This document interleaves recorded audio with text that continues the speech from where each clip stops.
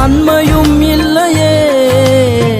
ஆனாலும் என்னை எடுத்து பயன்படுத்தினீரே.